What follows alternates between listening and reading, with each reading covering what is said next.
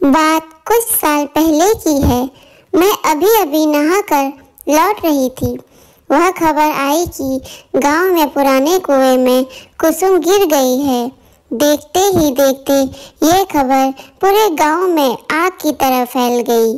सबको कुसुम की फिक्र तो थी ही, पर सबसे ज़्यादा फिक्र उसके बच्चे की थी। कुसुम पेट से थी। मैं दौड़ी दौड़ी पुराने कुएं के पास पहुंची तो देखा वहां पर पहले से ही भीड़ जमी हुई थी। गांव के एक आदमी ने कुएं में छलांग लगाई और कुसुम की लाश को रस्सी से बांधा, क्योंकि कुसुम को तैरना नहीं आता था और उसने दम तोड़ दिया। उस समय वह पेट से थी।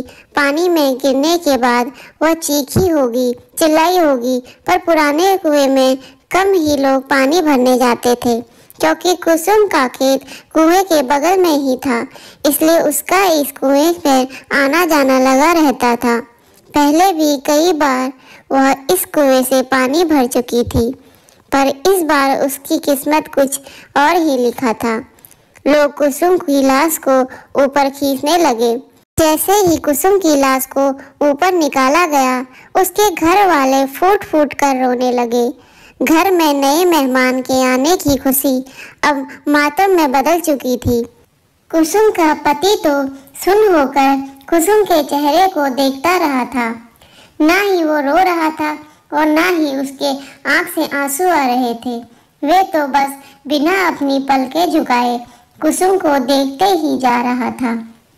कुसुम तो वैसे दुबली पतली थी ही, मगर पानी में ज्यादा देर रहने के कारण उसका शरीर फूल चुका था।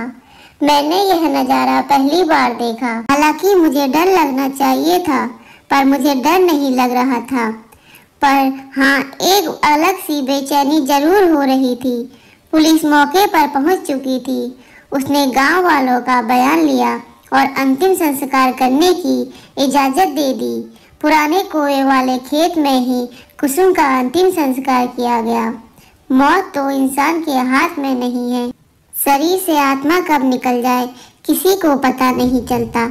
कहते हैं अंतिम संस्कार करने के बाद इंसान की आत्मा को शांति मिलती है, मगर आत्मा खुद ही शांति न चाहे तो उस रात ऐसे कई ख्याल मेरे मन में भी उठने लगे। मैंने कई बार अपनी करवटें बदली। मुझे नींद नहीं आ रही थी, पर वक्त के साथ साथ सब ठीक हो जाता है। उस हादसे को गुजरे हुए कई महीने हो चुके थे। एक बार एक मजदूर उस पुराने कुएं वाले खेत में काम कर रहा था।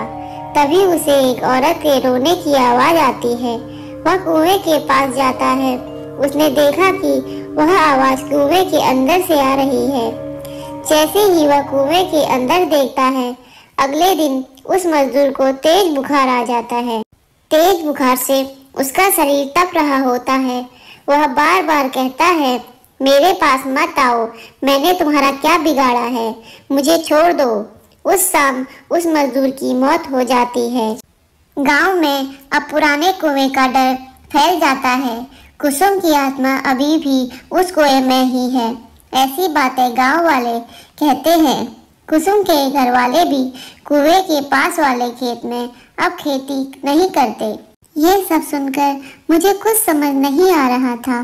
मेरे दादाजी के गुजरे हुए भी कुछ महीने ही हुए थे और उनका अभी अंतिम संस्कार हमारे घर के पीछे ही किया गया था। फिर भी मेरे दादाजी क्यों नहीं दिखाई देते। मेरे दादाजी कहते थे कि इंसान मरने के बाद कुत्ते का जन्म ले लेता है।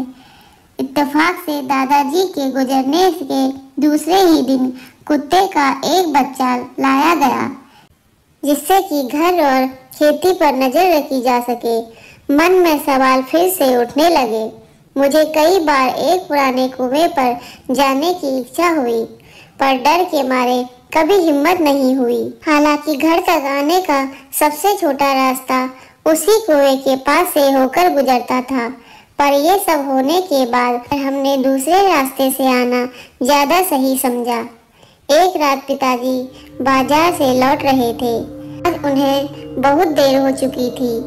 बारिश का मौसम था। रात का अंधेरा और काले बादल अचानक जोर से बादल गरजे, बारिश शुरू हो गई।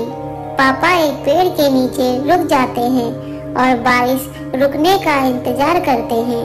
बारिश रुकने की बजाय और बढ़ जाती है।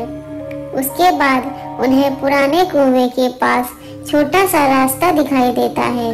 मेरे पापा भूत प्रेत पर विश्वास नहीं करते थे।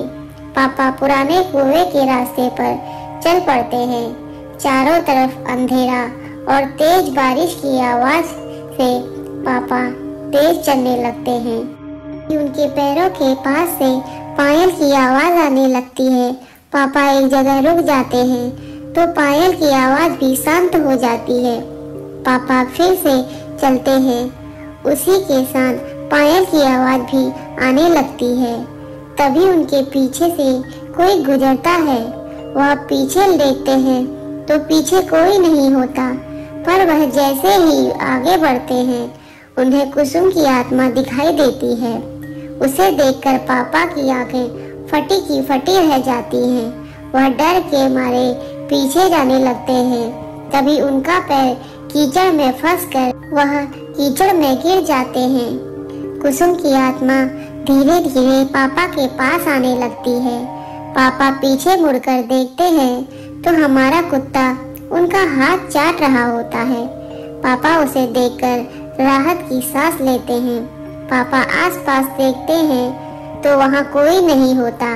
पापा कुत्ते के साथ घर आ जाते हैं। घर आने के बाद उन्हें ठंड लगने लगती है और बुखार भी आ जाता है। अगली सुबह डॉक्टर की दवाइयों से उनको थोड़ा राहत मिलती है। उसके बाद वह रात का किस्सा सभी घर वालों को बताते हैं। तभी मेरे ताऊजी कहते हैं कि बड़े बुजुर्ग ठीक कहते हैं, मरने के बाद इंसान कुत्ते का जन्म ले लेता है और यह कुत्ता कोई नहीं बल्कि हमारे पिताजी ही हैं। उन्हीं ने तुम्हारी आत्मा से रक्षा की है। फिर से मेरे मन में सवाल उठने से पहले इस बार मैं समझ गई थी कि सवाल ऐसे भी होते हैं। इसका जवाब आज तक कोई नहीं ढूंढ पाया है।